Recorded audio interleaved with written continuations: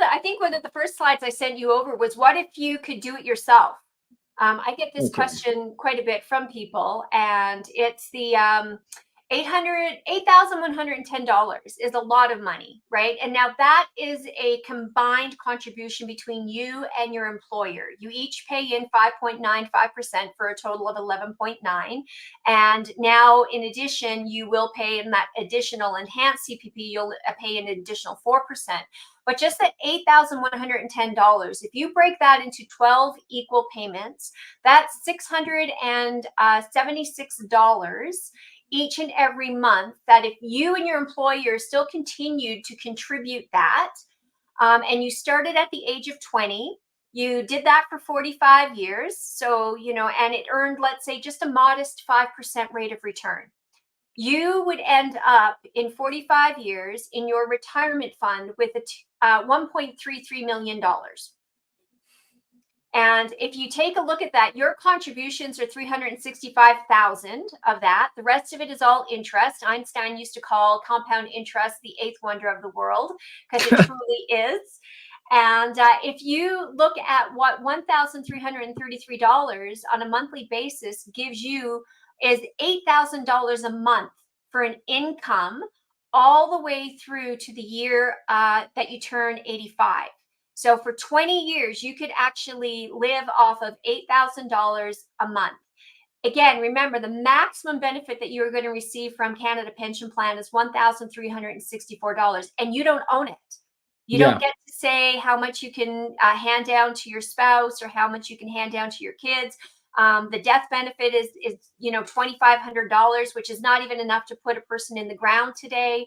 And then for a lot of people who think, well, okay, 85 is not long enough.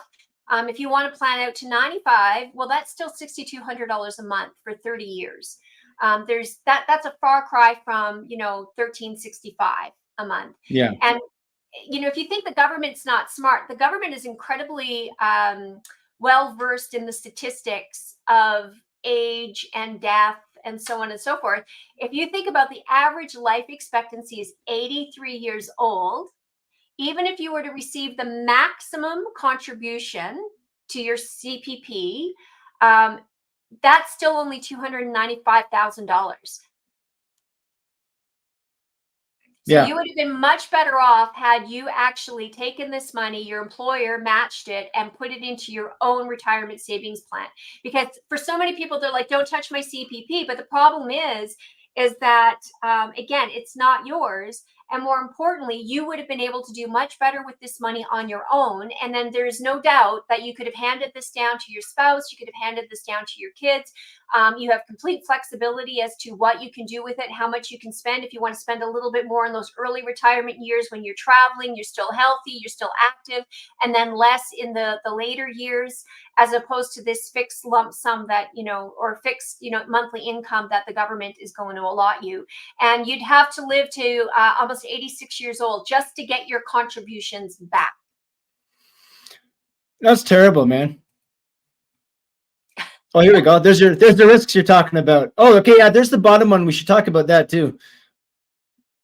Yeah. So immigration, if you go to the next slide, I think it talks a little bit more about, I think you might have skipped one there. It says adding more people does not equal higher standards of living. That one. And then that one's the next. No worries. Okay. Well, on the immigration side, right now, the federal government's policy is just to keep adding people, just flood more and more people, because there's only one of three ways to fix the Canada Pension Plan. The first one is you can increase the contribution rates, which they are doing, and they're going to continue to have to do this more and more, which again means our younger population is going to have less and less money in their pockets and are going to be financing retirees at a far greater rate than the retirees in the past have had to do.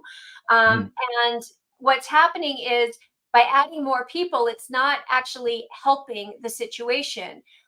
Because what's going on right now is we have what's called a population trap, as it's been coined by the National Bank economists. And this population trap basically states we need to limit immigration if we want to escape it. And the population is growing currently so fast that all our available savings are being used to maintain the existing capital labor ratio. So what it basically says is that our younger generation has absolutely zero hope of increasing their standards of living. Yeah, I read that we recently just passed 40 million, and then like basically like half a heartbeat after that made it to 41 million. Like our population growth is almost exponential at this point. Yeah, you can't add 1.2 million to a population of 40 million people. It just doesn't work. We don't have the infrastructure or the ability or the savings or the capital to keep up with that rate of explosion in our population. And so it's actually creating more and more problems, which I laugh because, of course, Trudeau is running around at the moment and he's promoting all these build more homes, do this, do that. We couldn't build enough homes if we had all the resources, even all the money, everything. That wasn't an issue, which we can't spend our way out of this. The problem is we just have too many people coming into the country too fast, and our infrastructure is just not suited to be able to keep up with the demand, and thus everybody's standard of living is being decreased. It's called, if you take a look at GDP, you'll see it in the news today. Everybody's talking about GDP. And that's gross domestic product. And that's the productivity of the country as a whole. And Trudeau's been touting, oh, it's going up, it's going up, it's going up. Well, yes, it may be going up, but it's not what really is important to the citizens of a country. You want to measure those things that add value and improve the quality of life of your citizenry. And so that would be the GDP per capita. So are the quality of life of the individual persons who are working and contributing, are they actually seeing an improved standard of living? And we're actually seeing the exact Canada is going to be one of the worst performing countries, and I shouldn't say one of the worst. Actually, the OECD actually predicts the worst performing country, all the way through to the pension plan. That's a huge risk for Albertans who have an opportunity to leave today and get out of the Canada pension plan and actually out of the Canada pension.